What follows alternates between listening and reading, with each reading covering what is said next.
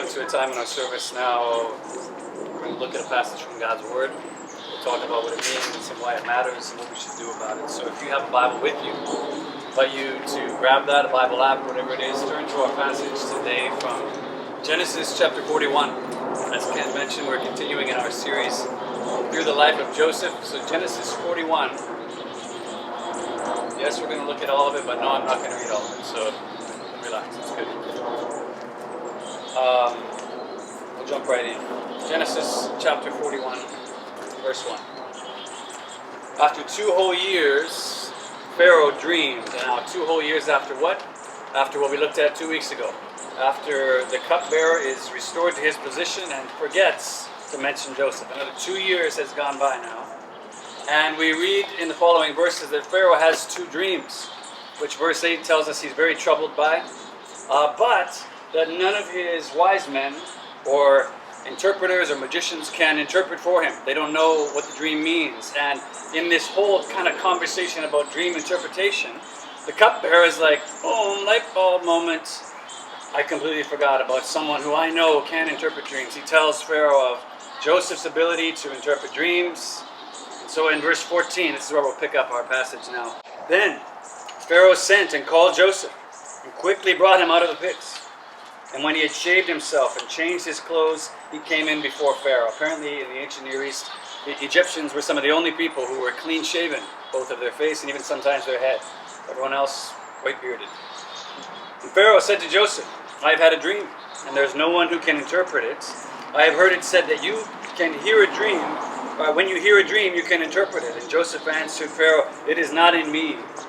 God will give Pharaoh a favorable answer. And Pharaoh said to Joseph, okay, here's the dreams. Behold, in my dream I was standing on the banks of the Nile. 7 cows, plump and attractive, came up out of the Nile and fed in the reed grass. 7 other cows came up after them, poor and very ugly and thin, such as I had never seen in all the land of Egypt.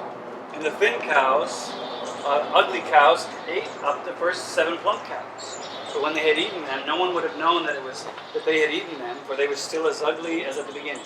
And then I awoke. I also saw in my dream 7 ears growing in one stalk, full and good. 7 ears withered, thin, and blighted by the east wind sprouted after them, and the thin ears swallowed up the 7 good ears. And I told it to the magicians, but there was no one who could explain it to me. And Joseph said to Pharaoh, the dreams of Pharaoh are one. God has revealed to Pharaoh what he's about to do. The 7 good cows are 7 years. The 7 good ears are 7 years. The dreams are one. The 7 lean and ugly cows that came up after them are 7 years. And the 7 empty ears, blighted by the east wind, are also 7 years of famine. It is as I told Pharaoh, God has shown Pharaoh what he's about to do. There will come 7 years of great plenty throughout all the land of Egypt. But after that, there will arise 7 years of famine. And all the plenty will be forgotten in the land of Egypt. The famine will consume the land, and the plenty will be unknown in the land by reason of the famine that will follow, for it will be very severe. The doubling of Pharaoh's dream means that the thing is fixed by God, and God will shortly bring it about. Now therefore, let Pharaoh select a discerning and wise man, and let him set him over the land of Egypt. Now if you're Joseph's friend right now, you're going to be signaling to him, being like, shut up. You've done the interpretation, awesome. Joseph's like, and here's what you should do about it. You really want to just kind of be like, no, man, just stop talking here. But he just goes for it. Let Pharaoh, verse 34, let Pharaoh proceed to appoint overseers over the land, and take 1/5 of the produce of the land of Egypt during the 7 plentiful years, and let them gather all the food of these good years that are coming up, and store up grain under the authority of Pharaoh for food in the cities, and let them keep it. And that food will be a reserve for the land against the 7 years of famine that are to occur in the land of Egypt, so that the land may not perish through the famine. And this proposal pleased Pharaoh and all his servants. And Pharaoh said to his servants, Can we find a man like this, in whom is the Spirit of God? And Pharaoh said to Joseph, Since God has shown you all this, there is no one so discerning and wise as you are. You shall be over my house, and all my people shall order themselves as you command. Only as regards the throne will I be greater than you. And Pharaoh said to Joseph, See, I have set you over all the land of Egypt. Pharaoh gives Joseph his signet ring, gives him his second best chariot. He's given an Egyptian name and an Egyptian wife, completely enculturated into the Egyptian land and put as second in command over the whole land. And then he begins the process of gathering food over these years. And verse 49 tells us, so much was stored up, they stopped counting. They couldn't measure it anymore, all the food that they had gathered. Verse 50. Before the year of famine came, so this is right at the sixth year, 2 sons were born to Joseph. Asenath, the daughter of Potiphar, priest of On, bore them to him. Joseph called the name of the firstborn Manasseh, for he said, God has made me forget all my hardship and all my father's house. And the name of the second he called Ephraim, for God made me fruitful in the land of my affliction. This is God's word. Let me pray for us briefly, and then we'll jump into this together. Spirit of God, would you come now and open our hearts and our minds to the preaching of your word. Enlighten your word to us, God, and make it clear and plain to us. Accomplish your good purpose that you are sending out this word to us today, God. We submit ourselves underneath it. Would you accomplish that good purpose in us? And as I always ask now, eternal God, would you move and govern my tongue to speak your truth? Amen. We are outgunned, outmanned, outnumbered, outplanned. We got to make an all-out stand. Hey, yo, I'm going to need a right-hand man. These are, in case you didn't know, the opening words from the hip-hop musical Hamilton, where we are first introduced to the character of George Washington, the famed Virginian general who, although he's clearly up to the task of leading the American forces, feels overwhelmed at the size of the British armies facing, and seeks this much-needed assistance from a young revolutionary known as Alexander Hamilton, elevating him in that moment from the place of a brilliant yet barely known immigrant to what one character later describes as being seated at the right hand of the Father. Now yes, the American Revolution and what we read about in our passage today in Genesis 41, they are separated by thousands and thousands of years of history. That truth alone makes these stories different. They're not the same. I mean, for instance, Pharaoh, he's not rising to power as Joseph was. He's the most powerful leader in the known world at that time. And Pharaoh doesn't yet realize his need for Joseph to step in and be his right-hand man, his second in command, because Joseph has not yet revealed God's interpretation of the dream and the size of this enemy that Egypt is about to face. And yet, as this story of divine sovereignty and purposefulness in suffering continues to unfold, what we learn is that Joseph, like Hamilton, is also an immigrant in the land in which he now lives, albeit an unwilling one. He's brought there as a slave, not a traveler to come study. He too is elevated in a moment from obscurity to the right hand of a powerful ruler. And Joseph is also elevated at a time in history when a national crisis and his own gifting and calling, those things all meet together perfectly, like at the perfect time.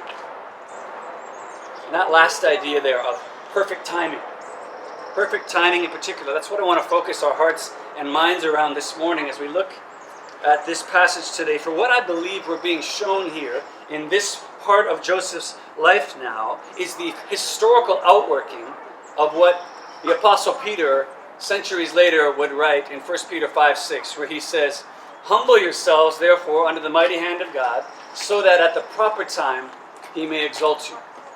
I think Joseph's life here, what we're seeing in his exaltation is very much that at the proper time, God exalting him. And yet, whether it's Joseph's life we're looking at or any of our lives today, the problem that immediately arises when we try to think about that for ourselves is when it comes to determining who gets to decide and determine what the proper time is. The minute that question arises, all of a sudden we got a problem. And so in order to help us work through that problem today, for whenever you will encounter it in your lives, and trust me, if you haven't yet, you will, and you'll encounter it many times. I want to look at our passage today in just two ways. I want to talk about rightly defining proper, and then humility, the key to exaltation. How do we rightly define that word, proper, and humility as one of the keys to our exaltation? So if you've closed your Bible app, whatever, would you open them again with me to our passage here, Genesis 41? follow along with me as we continue to grow in both our understanding of, as well as our appreciation for, the work of God in our lives, which is always, as we keep seeing here in Joseph's life, meant for our good. Okay, so let's look first of all at rightly defining proper. Rightly defining proper. So again, the way that Peter captures what we see lived out real time in this part of Joseph's life is this: humble yourselves, therefore, under the mighty hand of God, so that at the proper time he may exalt you. And exaltation, being exalted, I think that's exactly what we see happening here in the life of Joseph, as he's promoted in a moment from a prisoner to second in command over all of Egypt. But what does Peter mean? What does Peter mean when he uses that word proper?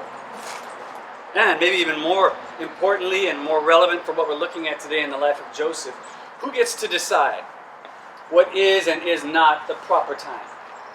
Who makes that call? And I think it's a really important question for us to answer because, as I mentioned 2 weeks ago, and we now saw it clearly in our passage, verse 46, according to God's definition of proper, 13 years. Remember, Joseph is 17 when he's first sold into slavery. We now know he's 30, so 13 years, and not just 13 years spent in some combination of being a slave or a prisoner. That was the proper time, according to God's definition, after going through all that God exalted him. So as I asked you 2 weeks ago, I'm going to ask you again now. If you knew, I wonder how many of you would agree with God's definition of the proper time.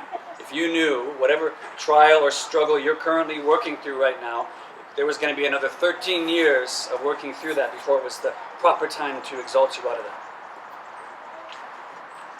But honestly, this is where our passage already has immediate application for your life and mine today, because, and we're going to start out easy. We'll take baby steps. I want to create a place of safety for us. So we're just going to start with Joseph's story, all right? I'm not going to ask you to think about how this applies to your own life yet. Let's just start with Joseph's story.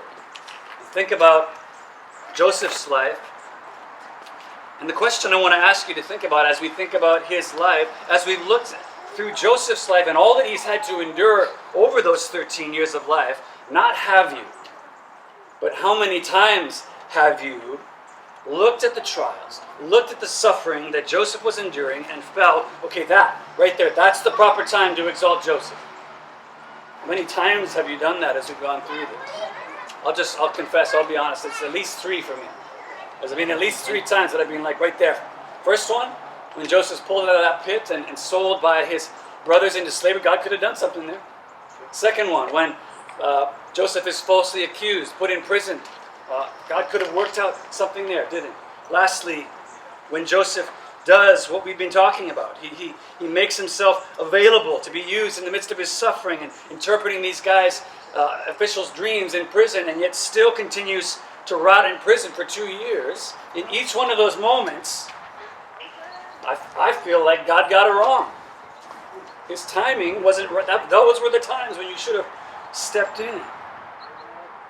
And yet, knowing how this story ends, knowing the countless number of lives that were saved because God operated according to his own definition and not mine, who was it that actually got it wrong? And given that track record, I wonder how many more times would I have gotten it wrong? How many more times would I have tried to widen the opening of the chrysalis, as it were, to ease Joseph's suffering in order to help him get through this a little bit faster, and in what I imagine to be greater wisdom, love, and compassion than God, ended up killing everybody. And just for time's sake, let's just consider the last time it appears that God missed the proper time to exalt Joseph, when the cupbearer is restored to his position and forgets to mention Joseph. Let's just look at that one time. Because just think through the timing of Joseph's request when he made it. 2 years ago, when Pharaoh has not yet had these dreams, and therefore there's no national crisis, there's not even a need for Joseph to interpret dreams, what possible good would have come even if the cupbearer had remembered to mention Joseph? You honestly think that the ruler of all the land of Egypt is going to care about some immigrants trapped in one of his prisons right now. Oh, he had an unfair. So what? Don't bother me with this. Or further even to that, if by some miracle, let's say Pharaoh even does have compassion on Joseph and frees him, then what? Joseph returns to his screwed up, dysfunctional family, now with even more dysfunction to deal with. Hi, brothers that tried to kill me, then sold me into slavery. And then, 2 years later, Pharaoh has these same dreams, only now there's really nobody to interpret them. And in 7 years, everyone's wiped out by a severe famine they never saw coming. So, yes, Joseph watches what he believes is his last hope for freedom with the cupbearer sail away into the distance and serves another 2 years in prison for a crime he didn't even commit. Yes, the cupbearer forgets his promise to mention Joseph to Pharaoh, either because he literally forgot or because he senses the same futility in even mentioning Joseph that we just talked about. He's like, I'm not bringing this up. I just got my position back here. I'm not going to jeopardize that by bringing up some stupid request. Or any of these ideas. Yeah, and yes, God's definition of proper, like we said, it seems hopelessly mistaken from our viewpoint. And yet, again and again and again, both here and every other place we believe got it wrong, what we see is that God's timing is actually entirely proper. In fact, it's perfect. And what we also see, or are beginning to see revealed, is that most times what we mean when we use the word proper is actually just whatever will require the least amount of suffering and effort for me, and which leaves me with the biggest piece of birthday cake at the end. That's what we usually mean when we say the proper time to get me out of this. And so in light of all this, in light of all of what we're seeing here, in light of this new evidence, if I can put it that way, I wonder if now you would be willing to step outside of the safety of just looking at Joseph's story and apply this same understanding of proper to your own story now.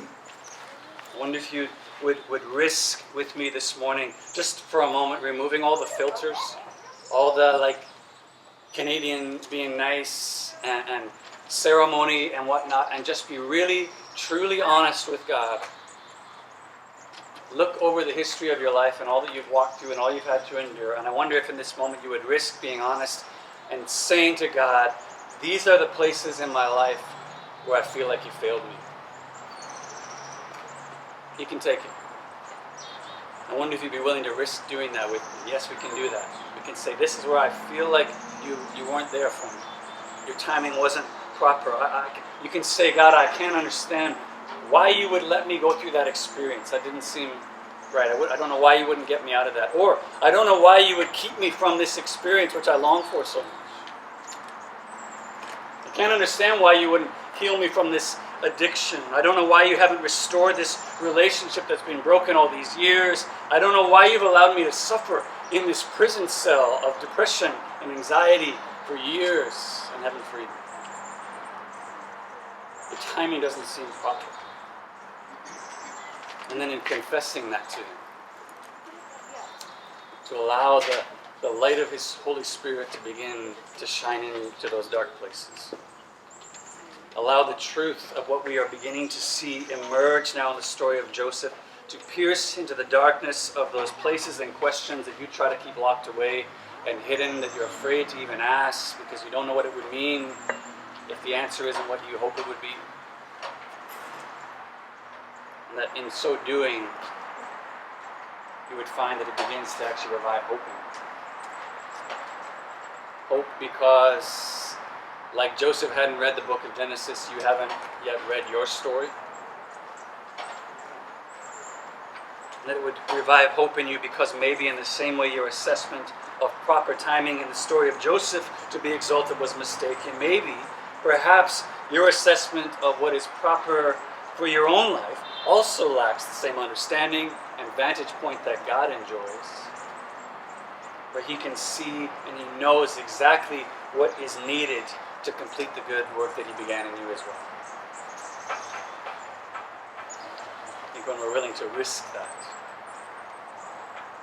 we rightly understand what proper is. It begins to create hope in us again.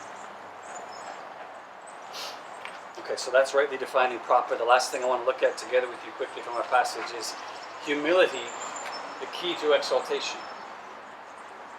Humility as being the key ingredient to our exaltation. And this is important for us to look at as well, because in the same way that God didn't exalt Joseph when we believe he should have, and hopefully now you can see really clearly why that was, he also doesn't exalt Joseph in the way we expect him to either.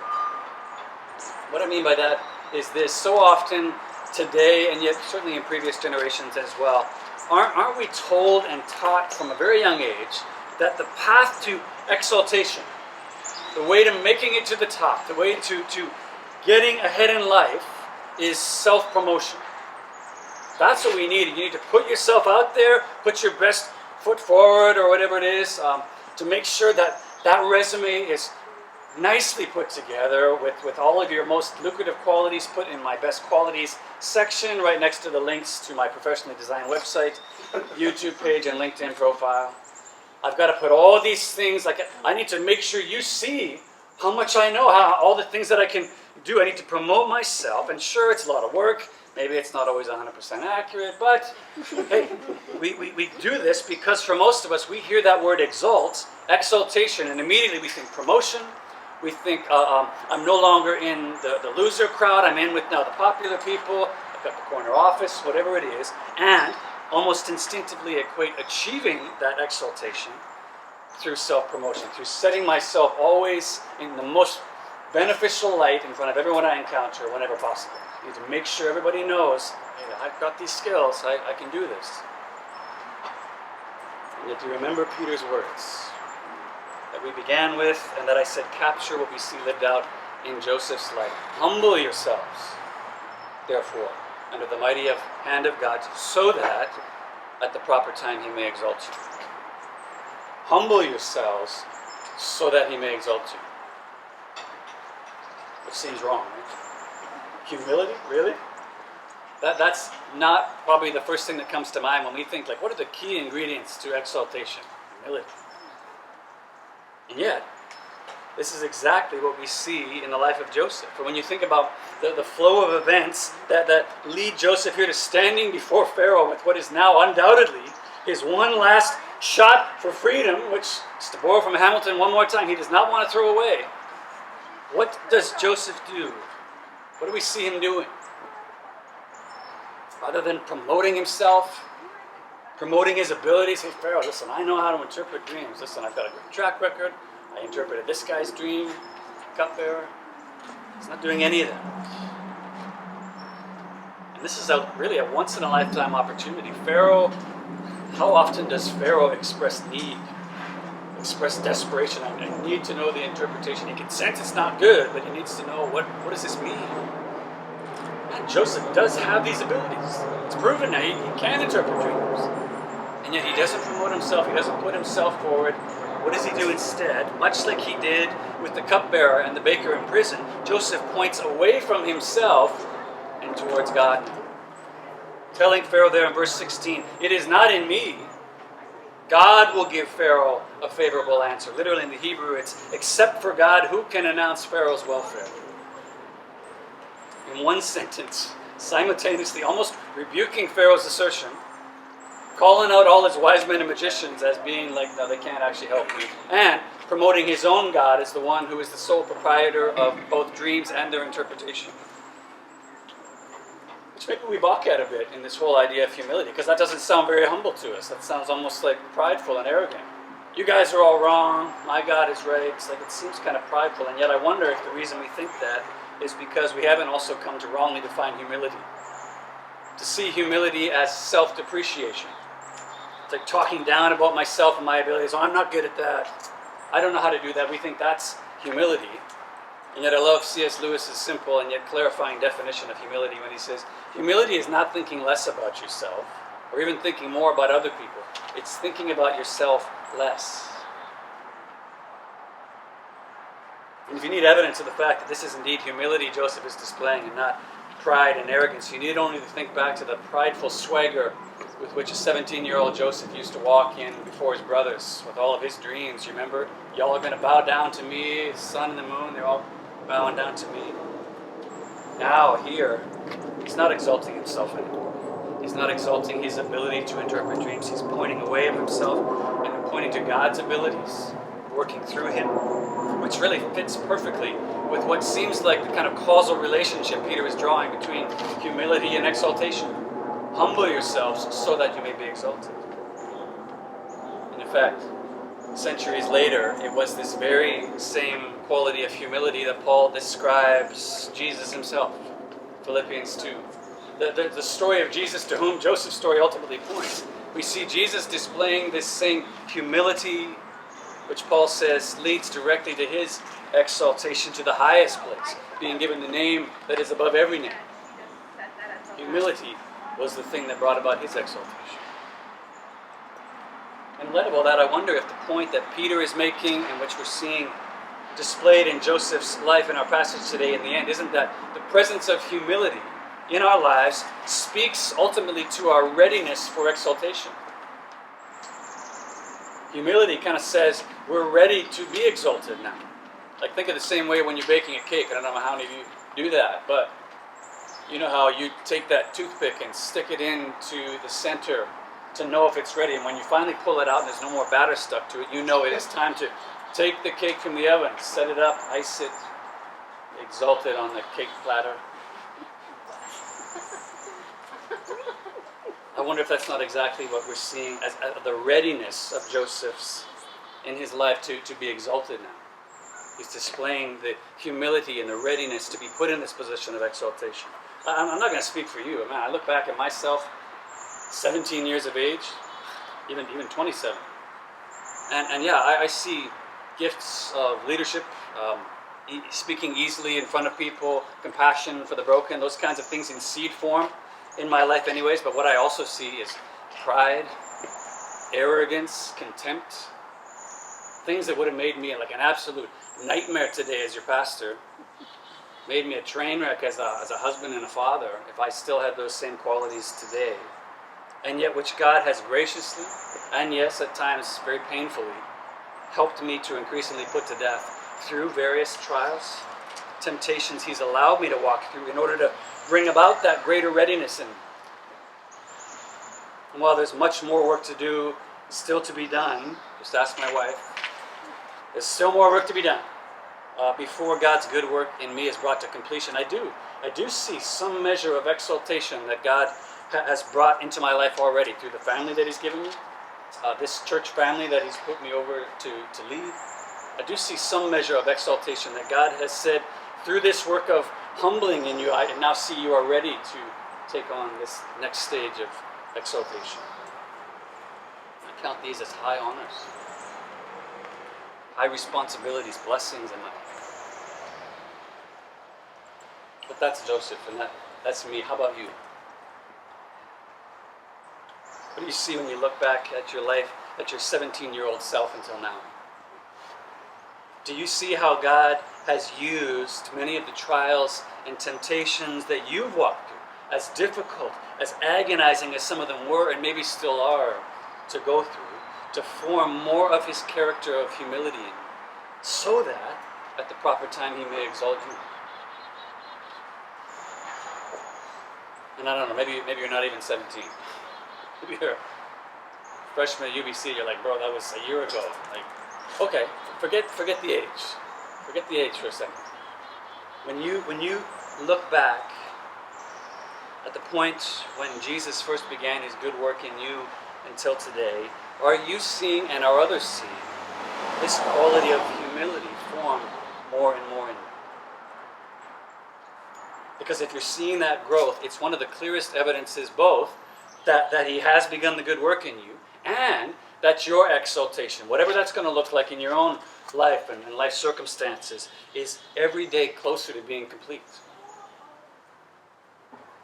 And if you're not seeing that growth in humility, no, it doesn't necessarily mean that God hasn't also begun a good work in you. But I do think it's important to ask why. Why not? And I know this won't be true for everyone, but it may be for you that the reason you're not seeing that growth in humility yet is because you're so focused on exaltation. You're so focused on being freed from or getting out from whatever that trial or struggle it is that you're walking through, that you may be resisting, you may be pushing away the very tool that God is using in order to work humility more deeply into you, in order to bring about that readiness for exaltation. As we learned 2 weeks ago, we must allow perseverance to complete its work. I don't know how many of you noticed when we read through our passage today that this is the first time in Joseph's life since he was first sold into slavery by his brothers that the narrator has not told us that the Lord was with Joseph. In each of the previous chapters, each time he said, but the Lord was with Joseph. The Lord was with Joseph. Now, suddenly not here anymore.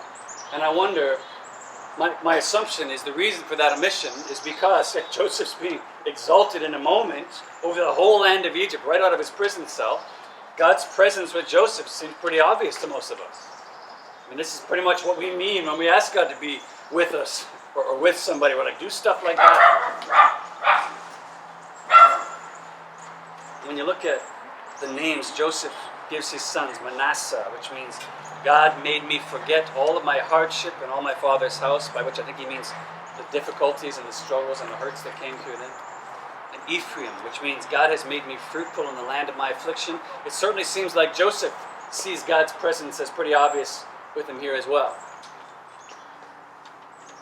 And yet when you look at the inclusion of the description of God's presence with Joseph previously in some of the hardest, darkest places in his life, compared with the absence of that description here in a place where God's presence seems most obvious, I wonder if we're not being shown just one thing further in this passage. Namely, that blessing, exaltation, those things alone are not the sole indicator of God's presence with us.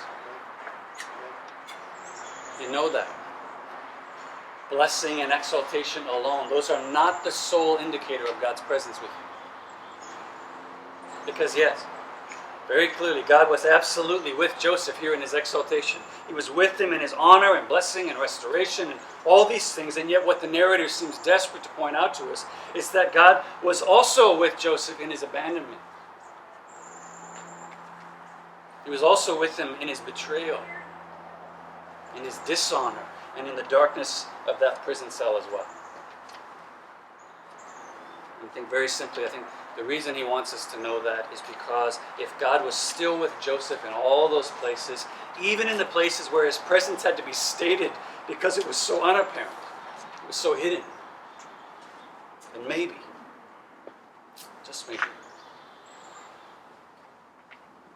maybe God's presence really was with you in all those places where you felt like he failed you, and he wasn't with you as well.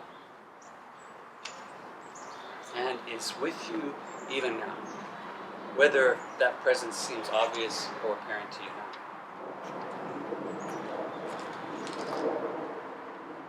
This trusting work of God, waiting on God's proper time to exalt us, I think is captured so well in the words of a 17th century hymn, which I want to read a few lines from. I'll close with this. I think the writer here teaches us to confess these kinds of truths about that idea along with him. He says this: whate'er my God ordains is right, his holy will abideth.